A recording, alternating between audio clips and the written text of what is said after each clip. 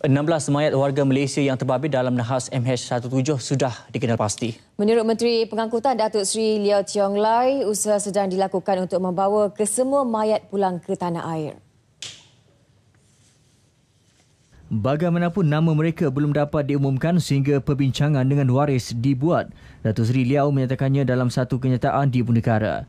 Katanya kerajaan Malaysia sedang mempertingkat usaha bersama-sama kerajaan Belanda dan lain-lain negara yang berkaitan untuk mengenal pasti mayat yang lain. 43 orang rakyat Malaysia maut dalam nahas tersebut. Kerajaan kini bersedia dengan istiadat penerimaan jenazah penuh penghormatan bagi menyambut ketibaan jenazah pada bila-bila masa. Datuk Seri Liew berharap kementeriannya dapat bekerjasama dengan media untuk memastikan keluarga mangsa tidak diganggu dengan laporan yang tidak tepat.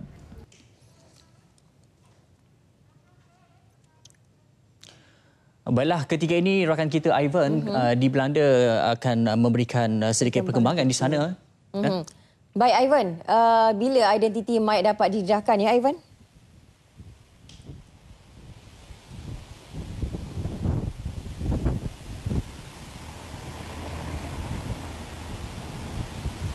Baik, begini ya, Kai dan juga Atikah mengikut prosedur dan juga amalan terbangsa serta konsensus antara kerajaan Malaysia serta Belanda. Identiti mayat hanya akan dimaklumkan kepada waris keluarga terdekat saja. Dan saya percaya proses itu telah pun diselesaikan, telah pun dibuat. Saya percaya oleh pihak yang bertanggungjawab dalam konteks ini ialah Penerbangan Malaysia ataupun MAS. Namun ini adalah maklumat dan perincian yang eksklusif yang boleh saya kongsikan. Daripada 16 mayat yang dikenal pasti itu, 11 adalah bukan Islam dan 5 adalah mangsa beragama Islam. Dan saya difahamkan juga sebahagian besar daripada 16 mayat yang dikenal pasti itu adalah anak-anak kapal ataupun kru MH17. Dan selain daripada 16 mayat yang dikenal pasti itu, ini lagi perkembangan yang baru saja saya terima. 6 lagi mayat dijangka dapat diserahkan dalam tempoh sehari dua ini, sama ada esok ataupun lusa. Jadi ini menjadikan keseluruhannya jumlahnya 22 mayat warga Malaysia yang telah pun dikenal pasti. Apapun kita dengarkan penjelasan oleh Duta Besar Malaysia ke Belanda, iaitu Datuk Dr. Fauziah Muhammad Taib tentang perkara ini. Dalam pada itu ada lagi beberapa mayat akan dikenakan pastikan, akan diumumkan dalam satu hari dua ini. Jadi kalau kita boleh buat, kalau kita sempat, kita boleh buat cara yang sama dan persiapan yang sama supaya boleh kita membawa mayat pulang serentak. Kalau boleh ya. Baik Datuk, identiti mayat memang kita tidak akan dedahkan.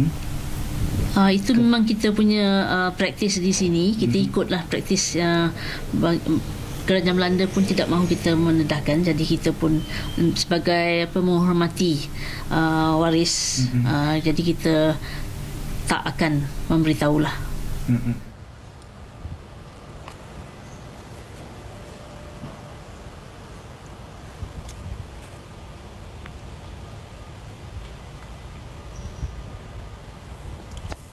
Baik, ketika ini saya sebenarnya berada di pusat pengurusan jenazah yang telah pun dilantik oleh kerajaan Belanda dan juga kerajaan Malaysia yang akan menjalankan proses pengurusan mayat-mayat warga Malaysia. Apapun, malang sekali kami tidak dibenarkan membuat penggambaran di dalam pekarangan kawasan ini kerana ia adalah milik persendirian sepenuhnya. Dan apapun, kami akan cuba membuat pemantauan dari jauh. Kalau anda boleh dapat saksikan di kereta berwarna putih itulah nanti kereta mayat akan sampai dan akan tiba dan terus masuk ke pusat pengurusan jenazah ini.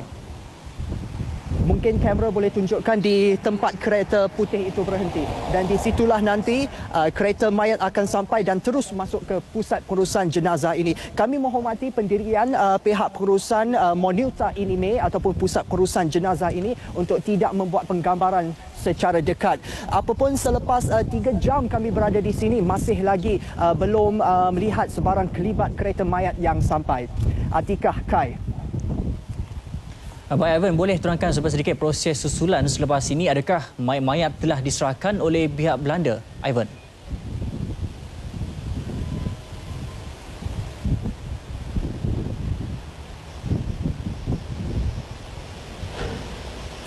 Baik, saya akan terangkan tentang proses yang sedang dan akan berlaku selepas ini. Saya difahamkan ya, mayat-mayat warga Malaysia ini telah pun dikeluarkan daripada pusat fasiliti ketenteraan di Hilversum pagi tadi, iaitu 10.30 pagi waktu tempatan dari Hilversum, dan terus dibawa ke lapangan terbang antarabangsa di Schiphol untuk proses dokumentasi. Dan dari Hilversum ke Schiphol sebenarnya dijangka mengambil masa kira-kira perjalanan dalam sejam kerana jaraknya adalah lebih kurang 40 km. Dan selepas selesai proses dokumentasi di lapangan terbang antarabangsa Schiphol, akan terus dibawa ke Monuta Inime, iaitu pusat pengurusan jenazah ini, juga mengambil masa kira-kira sejam. Jaraknya 47 km untuk proses pengurusan jenazah yang akan dilakukan segera. Dan proses ini akan diketuai sendiri oleh Imam Besar Masjid Putrajaya, iaitu Tuan Haji Abdul Manaf Haji Mat, dan diselaraskan oleh Ustaz Ajib Ismail, iaitu pegawai daripada JAKIM, bersama 6 lagi pegawai yang menganggotai pasukan pengurusan jenazah ini, termasuk 2 pegawai wanita yang akan menguruskan mayat-mayat wanita beragama Islam, dan 2 lagi pegawai Kor Agama Angkatan Tentera. Kai, Atikah. Ya Ivan, macam Ivan bagi tahu tadi kan, bagaimana pula dengan mayat bukan Islam yang Ivan sebutkan tadi tu? Mayat bukan Islam.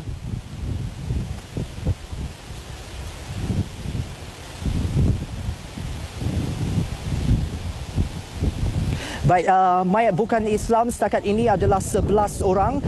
Untuk yang bukan Islam ini, mayat-mayat akan dihantar ke tempat yang sama dan buat sementara waktu akan diletakkan di tempat yang sama, iaitu di Monuta Inime ini. Dan saya difahamkan juga esok 5 wakil pelbagai agama termasuk agama Buddha, Kristian, Hindu, Sikh dan Taoism akan berlepas dari Malaysia, dan kami jangkakan pasukan wakil pelbagai agama ini akan tiba di Belanda Khamis ini. Dan sebaik saja mereka tiba, proses untuk sembahyangkan mengikut tuntutan dan juga kehendak pelbagai agama akan terus dilakukan oleh pakar-pakar ataupun wakil pelbagai agama ini. Atikah, Kai. Baik Ivan, sebelum ini dimaklumkan pihak keluarga bukan Islam memberi kebenaran agar mayat dibakar di Belanda. Dan bolehkah Ivan kongsikan bilakah upacara itu akan berlangsung, Ivan?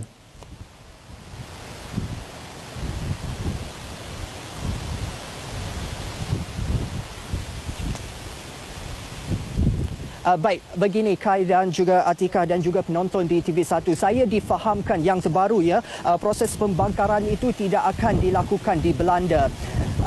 Faktornya kerana ia akan melambatkan lagi tarikh penghantaran pulang mayat-mayat itu, ataupun jika proses pembakaran dilakukan di sini, kerana jika upacara pembakaran dilakukan di sini, hanya 2 minggu selepas itu abu itu dapat dikutip dan dihantar pulang ke Malaysia. Jadi saya rasa atas nasihat dan juga pandangan daripada pihak kedutaan dan juga kerajaan Belanda di sini, maka mayat warga bukan Islam akan terus dibawa ke Malaysia dan akan diuruskan di tanah air nanti. Atikah, Kai. Ya, jadi Ivan, bila tarikh jenazah dapat dibawa pulang ke Malaysia agaknya, Ivan?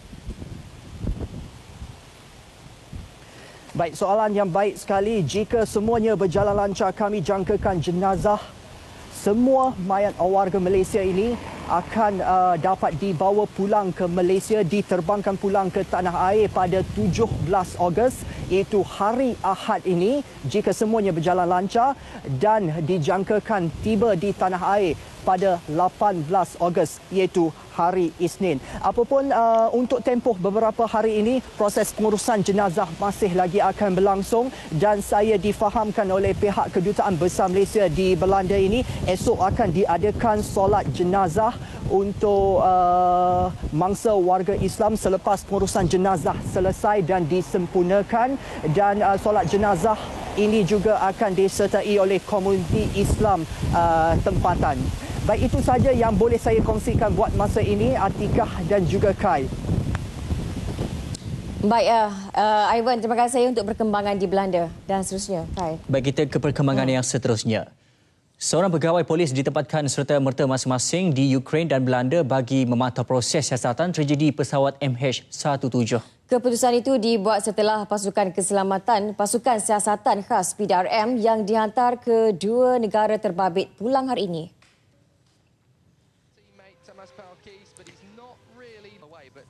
Menurut Ketua Polis Negara Tan Sri Khalid Abu Bakar, dua pegawai berpangkat ACP itu ditempatkan di Kiev, Ukraine dan Hilversum, Belanda. Selain memantau proses siasatan, mereka turut menyertai beberapa siri mesyuarat dengan pasukan antarabangsa bagi mendapat gambaran terkini mengenai usaha tersebut. Jadi kita menunggu apa juga keputusan daripada OSCE di Ukraine.